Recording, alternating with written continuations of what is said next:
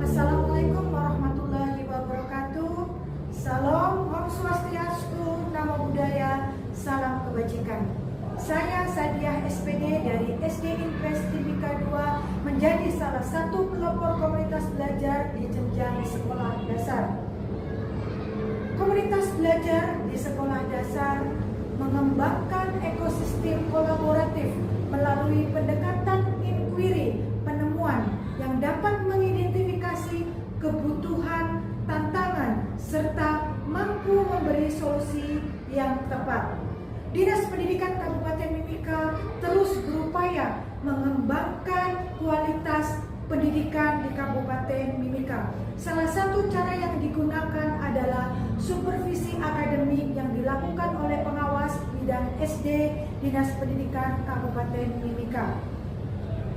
Hal ini menjadi instrumen penting dalam menentukan kebutuhan peningkatan kompetensi kapasitas guru. Berdasarkan hasil supervisi akademik, teridentifikasi beberapa tantangan signifikan. Salah satunya adalah pengembangan perangkat ajar.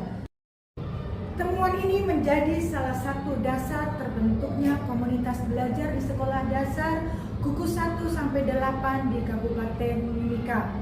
Dalam masa transisi dari kurikulum 2013 menjadi kurikulum Merdeka, terjadi beberapa perubahan. Salah satunya kompetensi dasar menjadi capaian pembelajaran. Perubahan ini masih ditemukan sebagian guru belum memahami, terutama dari capaian pembelajaran diturunkan menjadi tujuan pembelajaran serta tersistematis menjadi alur tujuan pembelajaran. Di sisi lain, integrasi teknologi dalam pembelajaran menjadi tantangan tersendiri di era digital seperti saat ini. Kemampuan November berapa? November 4, kita lihat 1, 2, 3, 4, November 4, betul. Desember 1, 2, 3, 4, 5, betul ya, 5. Sekarang dari Juli efektifnya, kita ke Juli Ibu, kita ke Juli efektifnya. MPLS dihitung efektif tidak Bapak Ibu? MPLS? Tidak.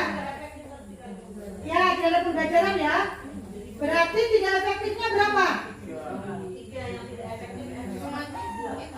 Kan libur 2 minggu ya? 2 minggu, terus 1 minggunya MPLS sama asesmen untuk yang kelas besar. Ya, kelas kecil kan MPLS, kelas besar asesmen lah. Berarti tidak efektif 3 ya. Di sini tulis tidak efektifnya 3. Oh, di ini ya. Hapus saja kan? Hapus saja. Pakai di sini ya. Di sini yang tidak pas selesai. Apa rumus? Ya, di situ. Efektifnya 1.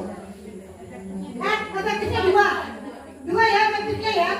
Oke, di Agustus efektif semua apa ada lomba-lomba? Ada lomba. 2 hari tidak masuk 1 minggu. Kita sepakat dulu. Yang terhitung minggu efektif minimal berapa hari? 3. Nah, kita sepakat dulu. Kalau sudah 3 berarti dikurangi 1 minggu efektif. Nah, berarti Agustus efektif semua 4? Ya, berarti efektif semua 4. September efektif semua? Efektif 3. Satunya? Kalau di SP7 ada STS. Oh ya, yang ada STS berarti dikurangi. Gugus 2 STS semua? Sumatif tengah semester semua gugus 2? Iya, mengadakan STS semua berarti dikurangi 1. Yang efektifnya 3. Tidak efektifnya otomatis nanti 1. Oke.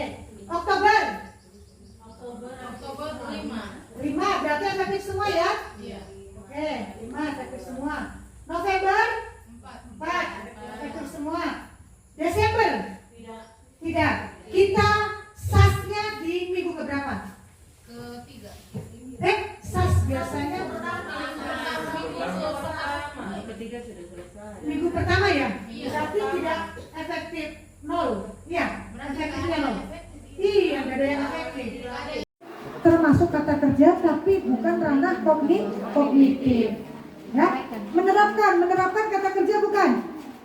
Kata kerja, tapi ranah apa deh ya? Afektif. Ranah afektif atau kognitif menerapkan? Psikomotor ya? Oke. Ini, misalkan TP ini dia 7, TP ini 3. Bagaimana ngebloknya Bapak Ibu?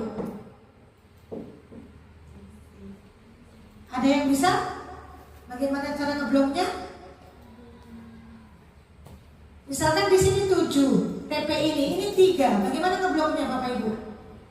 2 kali blok warna. Ya?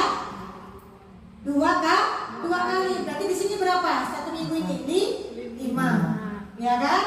Di sini berapa? Masih 1 minggu. Sudah beda minggu ya? Masih TP yang sama tapi beda minggu. Berarti di sini berapa? 2. Keren. Di sini 2. Makanya saya pakai angka supaya tidak bingung. Untuk keamanan. Jadi jangan, kadang itu kan ada teman yang malas tahu itu kan siswanya dia begitu, misalnya anaknya di luar kelas ini, anaknya ribut di lapangan, Bu Guru itu anakmu yang ribut sana, kau yang pergi ini luar aja di sana. Padahal sebenarnya guru itu barusan lewat berpapasan, dia sudah lihat anak ini, tapi karena tidak ada kepedulian, akhirnya dia datang ke kantor kasih tahu itu siswamu ada membuat masalah di sana. Padahal dia melewati, harusnya dia bisa melerai dulu, terus nanti sampai di sana baru kasih tahu. Mungkin seperti itu ya. Jadi tadi trik-triknya dari Bu Jessica dari 7 untuk meningkatkan keamanan tadi, kedisiplinan ya. Kedisiplinan kita dulu sebagai teladan dulu sebelum memerintahkan siswa. Sementara yang kedua untuk meningkatkan keamanan, salah satunya meningkatkan rasa peduli dulu ya. Guru itu ingat, motonya kita semuanya berpusat pada murid. Yang penting murid itu ada di situ semua. Ya, jangan murid itu kelas 1A, kelas 2A tidak, tapi itu murid. Ya, jadi kita harus berempati dan peduli terhadap semua murid di situ. Orang bilang apa? Itu semua adalah generasi bangsa. Jadi kita harus semua peduli untuk meningkatkan keamanan ya. Jangan sampai dia berkelahi karena bukan muridnya kita. Kita biarkan, akhirnya orang tua tidak terima. Masalah melebar, keamanannya jadi kurang. Ya, oke. Kelas 1. Pertanyaan nomor 3 jawabannya harus beda orang. Yuk. Ibu, nomor 3.